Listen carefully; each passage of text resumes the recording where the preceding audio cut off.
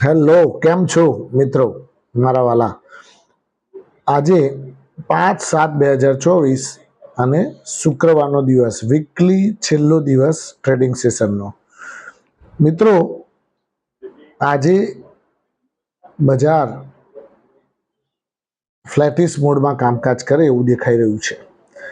થોડું નિફ્ટી નીચે ખુલશે પણ પાછી ત્યાંના ત્યાં આગી પાછી થશે એવું લાગી રહ્યું છે. પણ ઇન્ટરનલ જે મુવમેન્ટ છે, જે ઇન્ટરનલ મજબૂતાઈ શેરોની, એ જબરદસ્ત છે. અલગ અલગ સેક્ટર વાઇઝ શેરો ધીમે ધીમે ચલાઈ રહ્યા છે. તો એમાં હવે આપણે બધાએ ધ્યાન રાખવાનું રહેશે. બીજું મિત્રો કે એચડીએફસી બેંક વિશે આપણે વાત કરીએ તો એચડીએફસી બેંક ગઈકાલે રાત્રે સાંજે એનું અપડેટ આવ્યું, Q1 અપડેટ. Q1 અપડેટમાં એણે બતાવ્યું કે ભાઈ એની ડિપોઝિટ ને એ બધામાં એનો ગ્રોથ ઘટ્યો છે.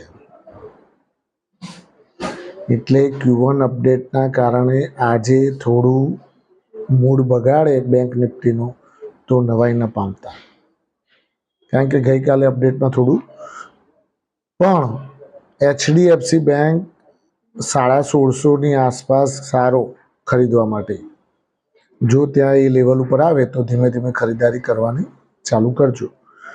બાકી અત્યારે હાલ કોઈ ખરીદારી કરવાની ઉતાવળ કરતા નહીં એચડીએફસી બેંકમાં. પણ આ એચડીએફસી બેંકના અપડેટ ઉપરથી મિત્રો મને ક્યાંક બીજી બેંકો ઉપર પણ ડાઉટ જાય છે કે સાલું એ બધી બેંકો ઉપર કેવી અસર થશે. કે આઈસીઆઈસીઆઈ બેંક પકડો, કોટક મહિન્દ્રા બેંક પકડો, એક્સિસ બેંક પકડો, આ બધી બેંકો પણ શું આવી મોટી બેંકે અપડેટમાં આવું આપ્યું તો આ લોકો પણ શું થોડા ધીમા પડતા હોય એવું લાગી રહ્યું છે પ્રાઇવેટ બેંકો? એ હવે પ્રશ્ન આવીને ઊભો રહી ગયો. બીજું મિત્રો કે સરકારી બેંકો જુઓ તમે, સરકારી બેંકોના Q1 અપડેટ બહુ સારા છે. જેમ કે Punjab national bank, UCO bank, આ બંને બેંકોએ ગઈકાલે જે અપડેટ આપ્યું એ એમનું સરસ અપડેટ છે, પોઝિટિવ અપડેટ છે, ગ્રોથવાળો અપડેટ છે. એટલે પ્રાઇવેટ બેંકો કરતાં શું સરકારી બેંકો સારું કરી રહી છે કામકાજ? શું પ્રાઇવેટ બેંકો કરતાં સરકારી બેંકોનો ધંધો વધ્યો છે?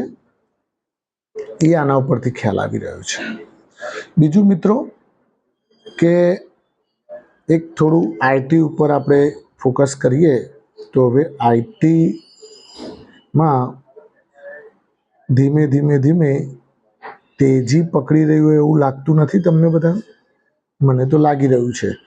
પણ તમને પણ એવું લાગતું હશે કે ઇન્ફોસિસ જે 1480-90, 1495ની આસપાસ રમ્યા કરતો હતો, એ મારો બેટો હવે છેલ્લા 10-15 દિવસમાં જ 1650 થઈ ગયો, $150 થઈ ગયો. એટલે એના ઉપરથી એવું લાગી રહ્યું છે કે આઈટીમાં ધીમે ધીમે મજબૂતાઈ આવી રહી છે. પણ એનું રિઝલ્ટ કેવું આવે છે હવે એના ઉપર આ ડિપેન્ડ કરશે આખું. કારણ કે જો આઈટી એક્સેન્ચરનું વચ્ચે રિઝલ્ટ હતું, એણે અમેરિકામાં સારા ગાઈડન્સ આપ્યા. હવે આનું આપણી જે ઇન્ડિયન કંપનીઓ છે એમનું ગાઈડન્સ અને નેક્સ્ટ યર કેવો ગ્રોથ રહેશે, એ પ્લસ રેવન્યુ કેવું રહેશે, પ્લસ એબિટા માર્જિન કેવું રહેશે, એ બધું જોવાનું રહ્યું. જો એ સારું આપી દે તો જબરદસ્ત પાછી તેજી પકડે, એમાં નવાઈ ન પામતા. કારણ કે આઈટી સેક્ટર એવું એક સેક્ટર છે કે જે ગ્રોથ એન્જિન છે, જે હંમેશા ધીમે ધીમે ચાલતું જ હોય છે. આઈટી વગર કોઈને ચાલે નહીં. કોઈ પણ ધંધો કરવો હોય ને તો આઈટી તો જુઓ જ. આઈટી વગર બેંકોય ના ચાલે, કારણ કે બધું કોમ્પ્યુટરમાં કોઈનું ભાઈ જોવું હોય તો ડેટા બધું કોણ નાખી આપે, આખો ડેટાને મેનેજ કોણ કરે? તો આઈટી કંપનીઓ. આઈટી કંપની વગર બેંકોમાં પણ કામકાજ અશક્ય છે, ફાઇનાન્શિયલ સર્વિસીસ કંપનીઓમાં કામકાજ અશક્ય છે. ઇવન બધી કંપનીઓમાં આઈટી કંપનીઓની જરૂર પડે, ટેલિકોમમાં પણ જરૂર પડે, બધામાં. તો મિત્રો આઈટી ઉપર થોડું ધ્યાન રાખજો. હવે હું તમને વાત કરું તો આપણે જે મોઇલ આપણે ઘણા સમયથી કહીએ છીએ કે ભાઈ હવે 538 જેવો થઈ ગયો, ગઈકાલે પણ 14 રૂપિયાની તેજી જોવા મળી એમાં. એટલે એક મોઇલ ઉપર ધ્યાન રાખજો. બીજો શેર છે યુનોમિન્ડા, આ બધા ઉપર ધ્યાન રાખજો. પેલા 4 મહારથીઓ તો ભૂલવાના જ નહીં. 4 મહારથીઓ તમારે ધીમે ધીમે ઘટાડો આવે ને એટલે મોય લીધા જ જવાના. કયા 4 મહારથીઓ હું તમને જણાવી. NTPC, power grid, call India અને ઓએનજીસી, આ 4 મહારથીઓ તમારી સ્ક્રીન ઉપર રાખવાના. ઘટાડો દેખાય એટલે એમાં 10-20 શેર એડ કરતા રહેવાના. એટલે તમારે શું થાય કે પ્રોસેસ જ્યારે પણ વધારો આવે ત્યારે પાછું પોર્ટફોલિયો તમારો પ્લસ થઈ જાય. બીજું મિત્રો કે તમારા પોર્ટફોલિયોને ઇવેલ્યુએટ કરતા રહો. ગઈકાલે એક ભાઈએ વારી અને કેપીઆઈ ગ્રીન વિશે મને પ્રશ્ન પૂછેલો.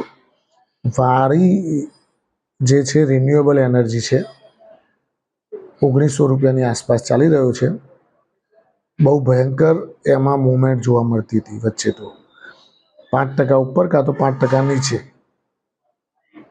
હવે રિસ્ક એપેટાઇટ જેનું વધારે હોય એવા મિત્રો આની અંદર રોકાણ કરી શકે. બાકી આપણે તો કોઈ સલાહ એવી આપતા નથી કે આવા વધારે મૂવમેન્ટવાળા શેરોમાં તમે રોકાણ કરો. મારું એવું માનવું છે કે એના કરતાં તમારે રિસ્ક ઓછું રાખવું હોય તો તમે એ જ ક્ષેત્રનું ઘણા બધા શેર્સ છે આપણી પાસે. SJVN લઈ લો, એ પણ ટાટા પાવર છે. રિન્યુએબલ એનર્જીમાં બધા ઘણા કામ કરી રહ્યા છે. JSW એનર્જી લઈ લો, બધા સારા છે. બીજું મિત્રો કે રેલવે શેર્સમાં RVNL વિશે વાત કરું તો RVNL ને કંઈક ના કંઈક રોજ એની ઓર્ડર બુક તમે જુઓ. ઓર્ડર બુક તમે જોઈ છે કોઈ દિવસ? એની ઓર્ડર બુક જ 65,000 થી 70,000 કરોડની થઈ ગઈ છે. કેટલી? 65,000 થી 70,000 કરોડની એની ઓર્ડર બુક થઈ ગઈ RVNLની. એટલા તો એની પાસે ઓર્ડર પેન્ડિંગ ચાલી રહ્યા છે. લોકોને કામ નથી, આની જોડે તો કામ ઢગલો છે, પણ ધીરે ધીરે કરી રહ્યો છે. એની પાસે જેમ મેન પાવર હોય એ પ્રમાણે કામકાજ થતું હોય. બીજું મિત્રો કે કંપનીના જે ચેરમેન છે એમણે કહેલું છે કે 1 લાખ કરોડનું ટાર્ગેટ છે ઓર્ડર બુકનો. 1 લાખ કરોડ ઓર્ડર બુક થઈ જવી જોઈએ. એટલે RVNL ધીમે ધીમે ઘટાડી લેવાય, બહુ જ સારું છે. ઓકે. પછી બીજી વસ્તુ મિત્રો કે ઇરકોન ને બધા ખરા, પણ આનો ગ્રોથ વધારે છે, આની જોડે ઓર્ડર્સ વધારે આવે છે.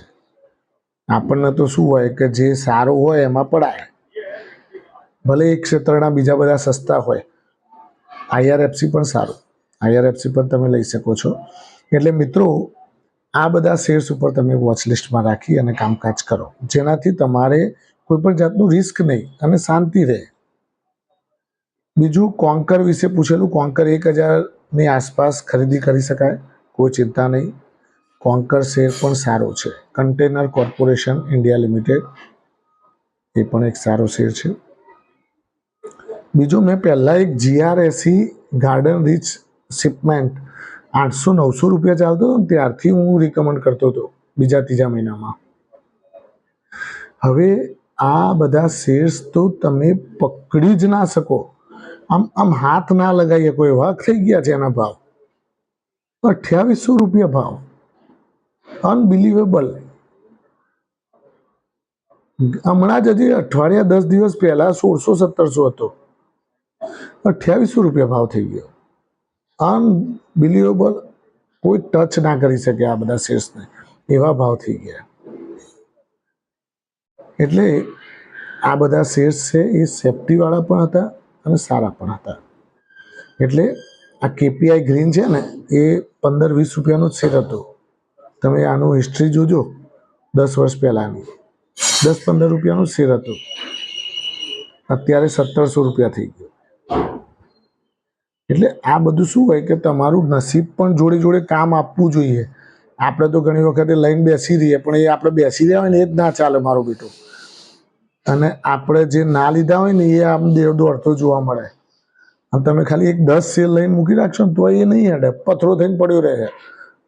આવું છે. આ લોકોને બધી ખબર પડે છે કે રિટેલ ઇન્વેસ્ટર કયામાં પડ્યા છે. Thank you very much. ખૂબ ખૂબ આભાર. પણ આપણે ફંડામેન્ટલી સ્ટ્રોંગ સ્ટોક્સમાં જ ઇન્વેસ્ટ કરવાનું. આ તો ક્યારેક જ નસીબ આપણું સાથ આપી જાય. Thank you very much. ખૂબ ખૂબ આભાર. આજનો દિવસ તમારા માટે શુભ રહે, લાભદાયી રહે, ફળદાયી રહે એવી મારી સર્વે સબસ્ક્રાઈબર મિત્રોને શુભેચ્છાઓ. Thank you.